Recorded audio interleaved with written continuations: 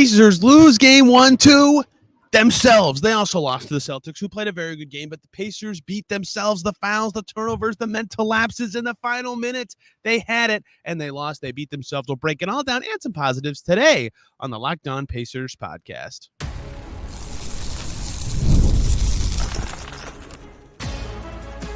You are Locked On Pacers, your daily Indiana Pacers podcast, part of the Locked On Podcast Network, your team every day.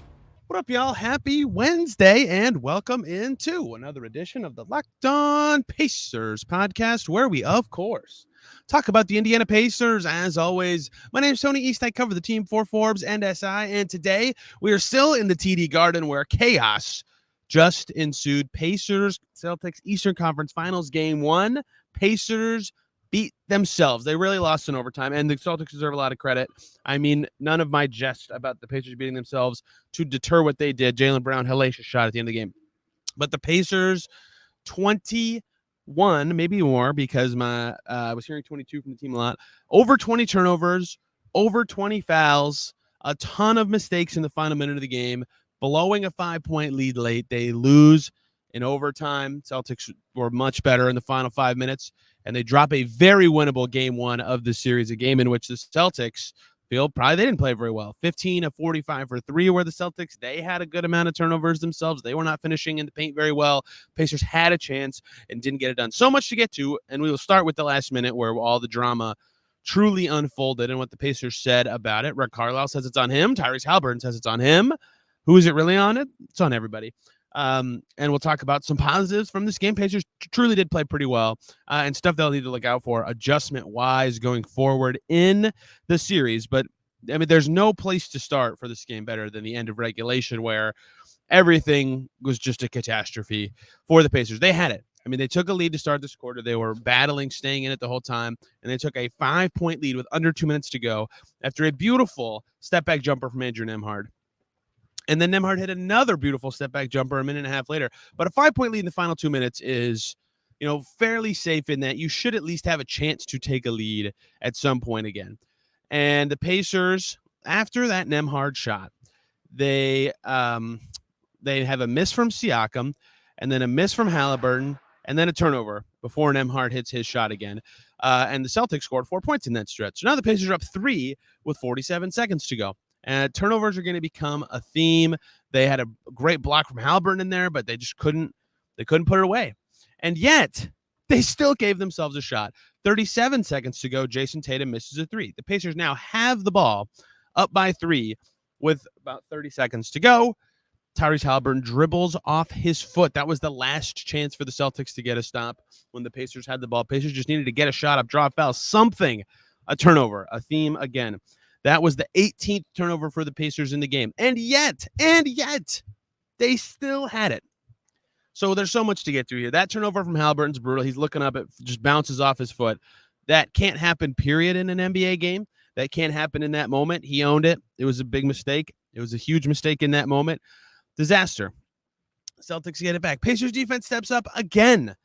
They forced a Derek White miss with 1:17 to go. They forced a Tatum miss with 37 seconds to go. They forced a Jaylen Brown miss with 2:19 to go. And then again with 18 seconds to go, they thwart a Derek White layup. Tatum gets the rebound. They coax him into a mid-ranger up 3, and he missed. Myles Turner gets the rebound with 12 seconds to go. By God, the Pacers have done it. The shot clock is off. They have secured a rebound. They have the ball. All they got to do, I tweeted it. I can't believe no one's dunking on me for this. If you're listening to this, please go dunk on me. I tweeted at that moment. I'm trying to find it now exactly. I basically said they're going to win the game with free throws. And they didn't. I said Pacers defense holds and it'll be a free throw game, meaning the Pacers will get intentionally fouled. If they make their free throws, they will win. Apologies. They're smacking down chairs in here. It's pretty loud. And I thought that was the case. And so the Pacers have it out on the side after the Turner rebound. Tatum fouls intentionally. So here's the scenario. I didn't know. I should know this, I suppose. I thought so Turner grabbed the rebound and moved a little bit. I think he passed it too. So I thought that meant you can't advance the ball, but I think because Tatum fouled, you can advance the ball with timeout. Either way, the Pacers are inbounding on the side about 70 feet from their basket. Nembhard pressured as he's Andrew Nembhard's the inbounder with 9 seconds left. He's pressured, and he can't get it into Haliburton, and he can't get it in to anyone else. Neesmith's unavailable, and Siakam is running backwards away from the Pacers basket, and he actually gets a little bit of space from Jaylen Brown. So a couple things happen here. One, if Nembhard threw it a little further from the Pacers basket towards the baseline more, Siakam would have got it. I think that it was too close, and Jaylen Brown could get a hand in on it. 2, Jaylen Brown actually touched it. Siakam acknowledged as much after the game. Siakam also touched it. 3, Siakam believes Jaylen Brown grabbed his jersey. Regardless, the ball trickles out of bounds into the baseline. Turnover. Disastrous turnover. Number 19 for the Pacers in this game. So in the final minute so far, since they took a 5-point lead, they've made 1 shot and missed 3 and have 2 turnovers since their 5-point lead. And with their 3-point lead, they have 2 turnovers. Despite getting 3 misses out of the Celtics, they couldn't capitalize up 3 with 47 seconds to go. So that turnover was a disaster. And Carlisle said after the game, this is the part of the rules I didn't know. I didn't know they could advance it, but I guess because Tatum fouled, they could have advanced it. He thinks he should have called a timeout, and a lot of people were tweeting this. So apparently this is just a rule everybody but me knew, which I'm not surprising, that they could have advanced it, and then it would have been in the front court on the other side, more space to get an inbounds pass in and then draw a foul. Carlisle says it's on him. Tyrese Haliburton says, no, it's on us. We turned it over. I dribbled it off my foot. Other stuff happened in the final minute. It's on everybody. Everybody made a mistake there. If they truly could have advanced it, yes, that's absolutely on Rick Carlisle. Again, I don't know the rule for certain. I'm like 99% sure he's right. Obviously, he's the head coach of the team. That's a mistake. They should have advanced it and given themselves all the space on the floor to get it into someone. Any successful inbounds, and the Celtics immediately foul, the game is over, assuming the Pacers hit 1 free throw there. Instead, they turn it over. Then another moment that a lot of people are going to critique. And I have a different critique than a lot of people on this. So it's a 3-point game in the final 10 seconds. Everybody knows this. The Bulls game obviously happened this year. The Pacers have said it every single time in the situation. They want to foul. When they're up 3, they want to foul. Carlisle confirmed after the game. Yes, we said we wanted to foul. So they're inbounding. The Celtics are from under their own basket. And on the left corner, Derek White and Jaylen Brown are involved in an action. Derek White is being guarded by TJ McConnell. And Jaylen Brown's being guarded by Pascal Siakam. Siakam tries to chase over a screen. Derek White shimmies backward a little bit, a little half-cut, half-moving screen, and Siakam can't get over it. He has to go under. That creates a little bit of separation. Jaylen Brown catches in the corner. Siakam instructed to foul, but can't because he's too far away right away. And Jaylen Brown actually pump fakes, which was genius because that is what froze Siakam, right? If he had shot that right away, then Siakam would have fouled him. They run the risk of a 4-point play, and he kind of tries to contest. And so when he shot fakes, Siakam puts his hands behind his back because he doesn't want to foul him and get a 4-point play. And then Jaylen Brown rises up and hits a 3. So the Pacers should have fouled in some way when the ball came inbounds. If they could have, I mean, if Siakam had the foresight at 2020 future vision and he knew the shot fake was coming out.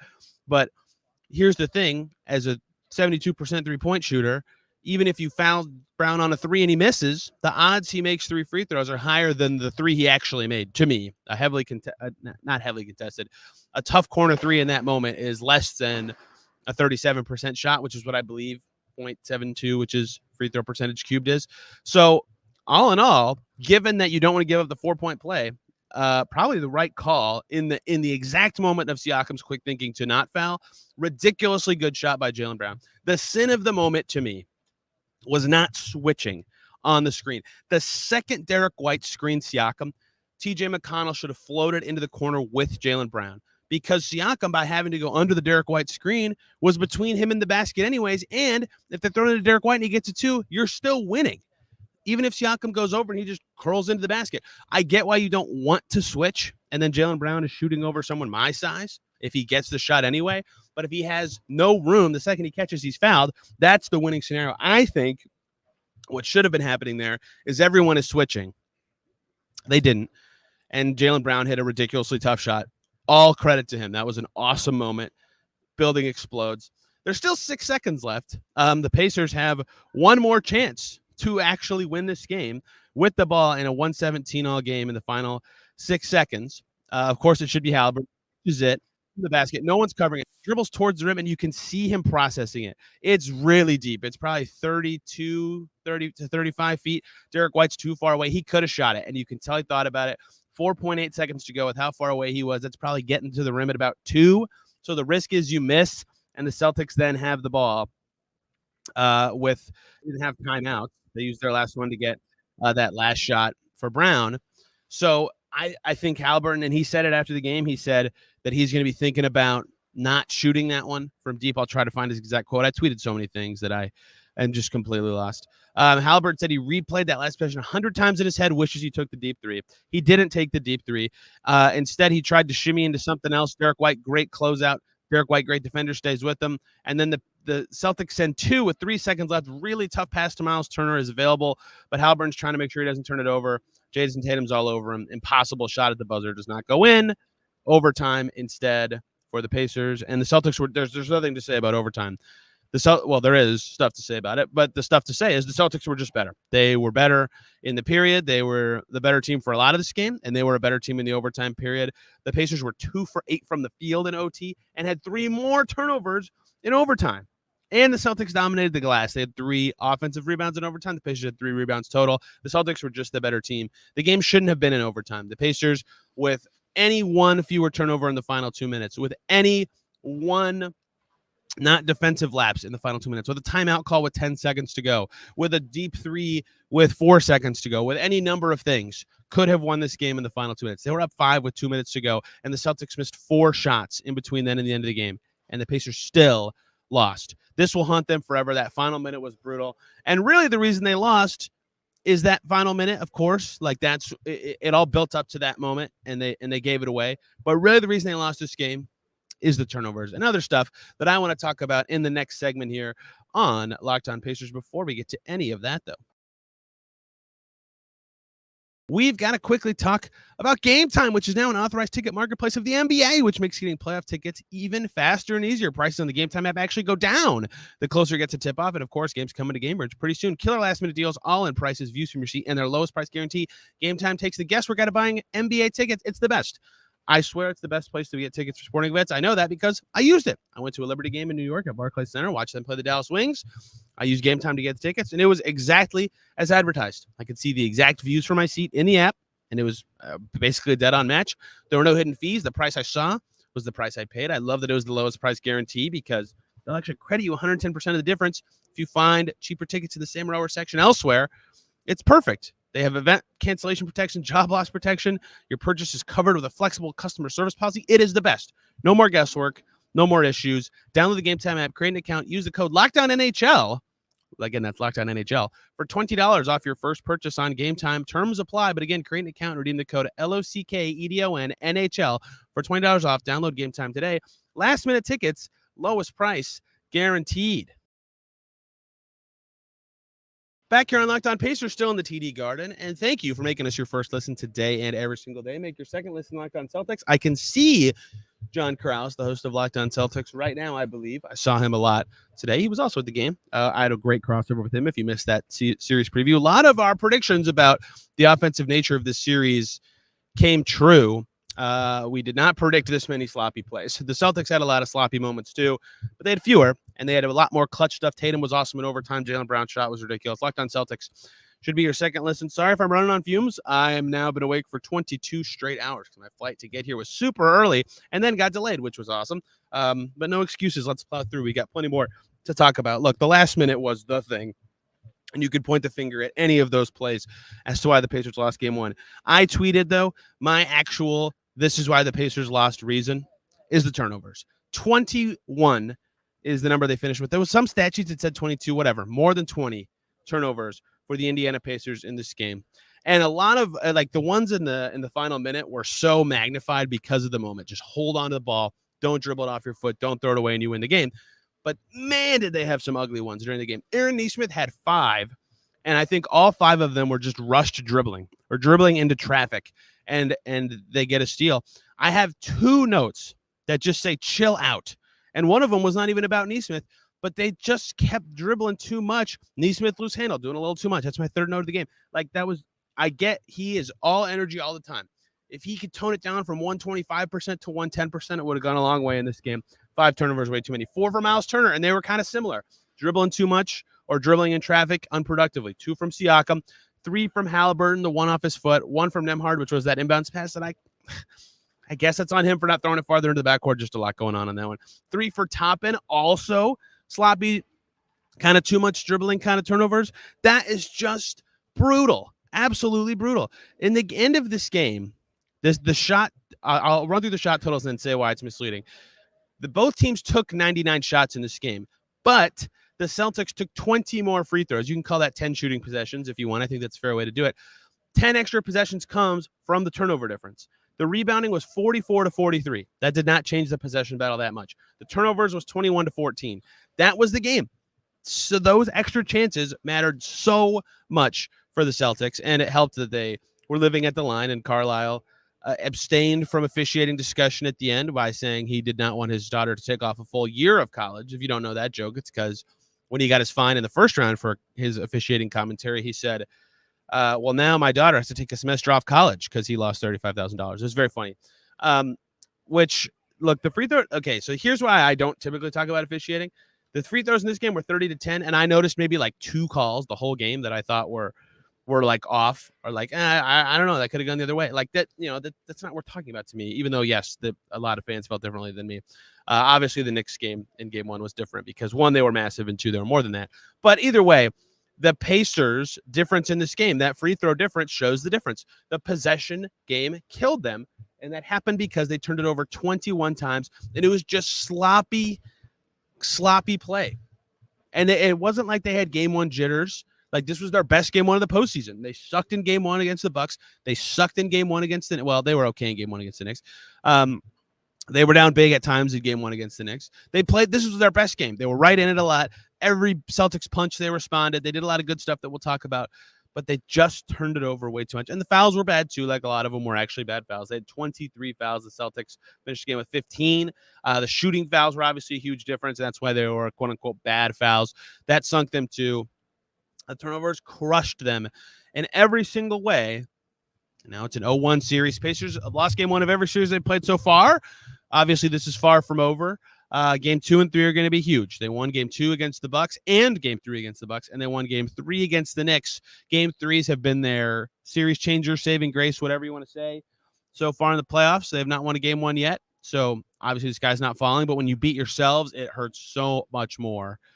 They've had some crazy games in this postseason, but this was their first crazy tight one like this. That, I guess the Knicks Game 1 as well, but really it feels like they beat themselves in a different way. As they had the Nembhard game winner, they had the overtime win against the Bucks in the first round. Game 1 of the Knicks series, they probably feel like they played better, and this one they don't. They feel like they beat themselves, and that is completely brutal, which stinks because a lot of stuff did go well for the Pacers in this game, and I want to talk about those in a second.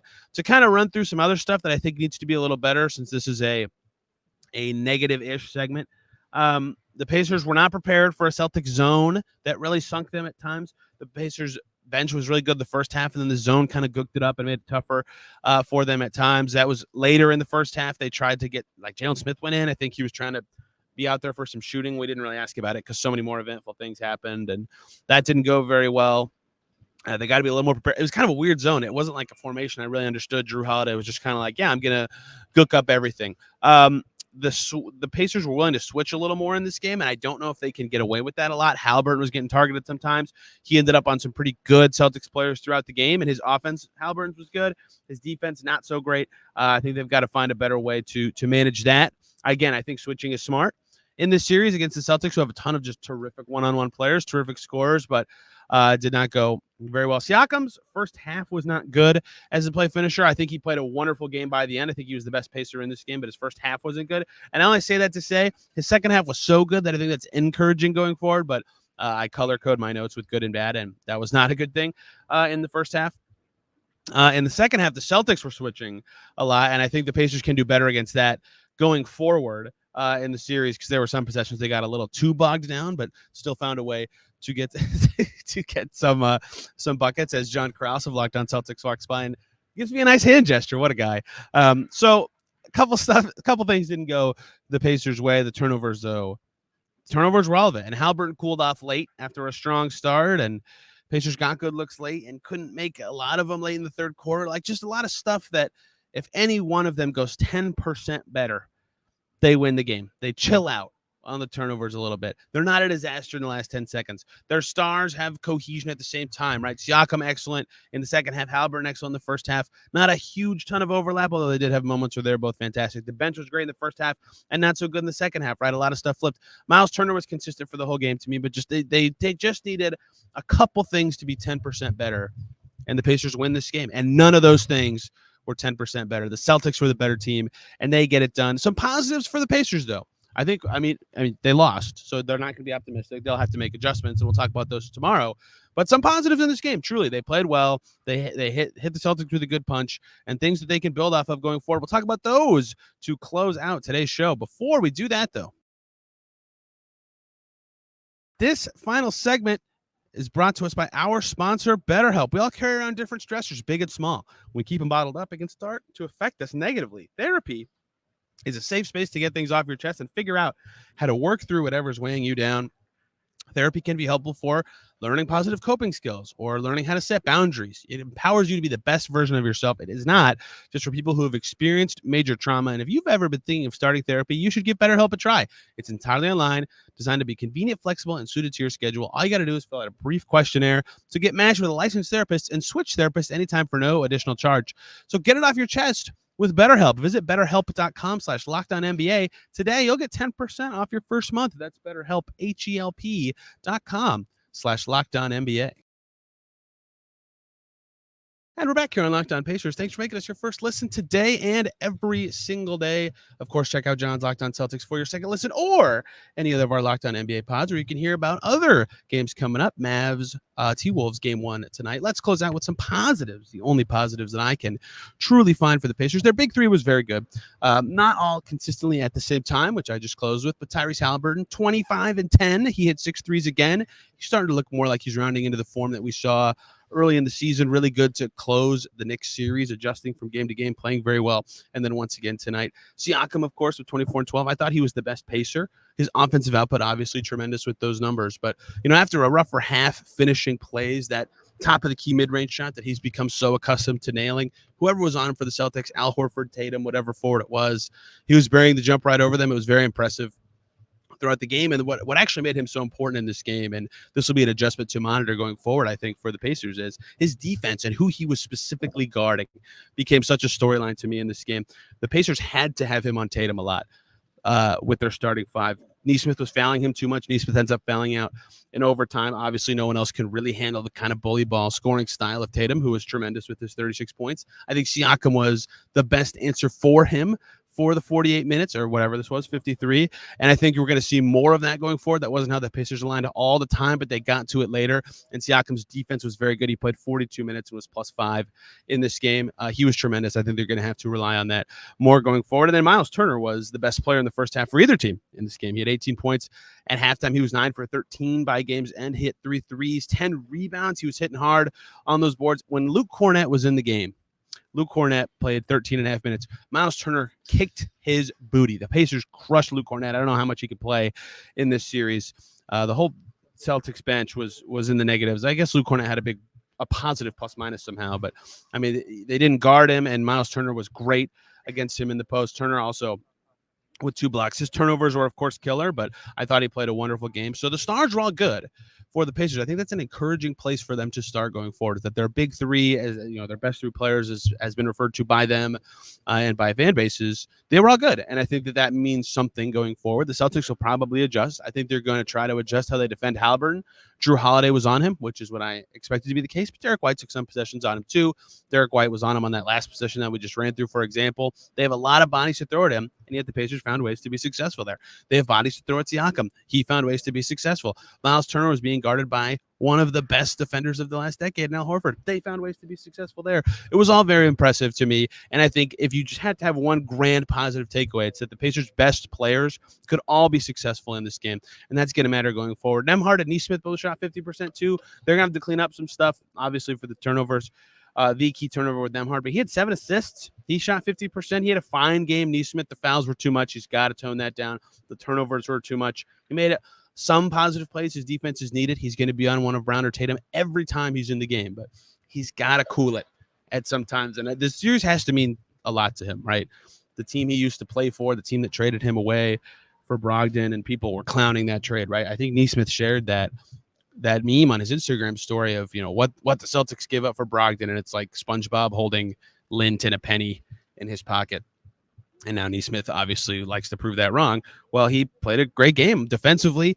He's going to be needed for his defense in this series because Brown and Tatum are going to play so much. But he's got to tone down both the turnovers and the fouls. 11 combined is too much. He did some good stuff in this game, but in general, that's got to be better. Pacers bench in the first half was huge. Obi Toppin was terrific. He was the first guy to really get it going for the Pacers because this is something that was a positive, too. The Pacers responded to two just ugly 12-0 runs in this game. Right at the start, they were down 12-0, and they came back and were tied at the end of the first quarter. And then again in the third quarter, they gave up a 12-0 run, and they came all the way back. The first one, Obi Toppin got them out of it single-handedly. He had 11 first-quarter points.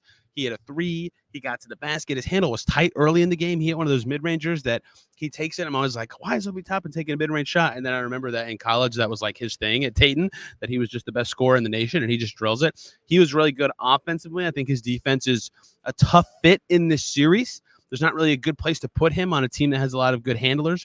The Celtics bench has some guys like Hauser who don't handle it much, and Cornette.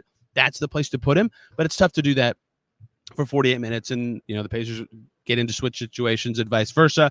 Toppin's got to make shots to keep up, and he totally did in this game. That's encouraging. He's got to do that again, though, as it goes forward. And McConnell proved that the zone kind of threw him off, and I think that's going to be noticeable going forward because, remember, in the first round, he wasn't as good against those zones. It kind of gooked up what he could do, gooked up what the Pacers were able to do with their second unit, but he found a way to be effective before they went to that, and they got out of it and went back to man to try to throw off the Pacers, and McConnell was still good with his 13 points. So everybody who played, who normally is going to play for the Pacers, had good stuff they did in this game. Very rarely were a lot of them overlapping at the same time, which was really strange. Ben Shepherd didn't play particularly well. Neesmith had a lot of errors. Turner had a lot of errors. And Haliburton and Siakam had the opposite halves. So they played good games. Everybody did, but not all cohesively at the same time, and not enough of it. So that is discouraging for the Pacers in some ways and encouraging in other ways. So certainly a strange game for the Pacers with some positives that they can build off of in the next game. But I thought that there are like ideas of who should guard who. Haliburton was on Drew Holiday as predicted, and Drew got some post-ups out of it, but not enough. They can get more out of that there. They knew what they were going to do when Luke Cornette came in the game. Their switching style was good enough. Like the Celtics did look kind of lost at times, getting late into the clock. Like the Pacers did some good stuff in this game. There are certainly some adjustments they can make, but the reason that it's so painful that they did all this stuff well in this game is they beat themselves.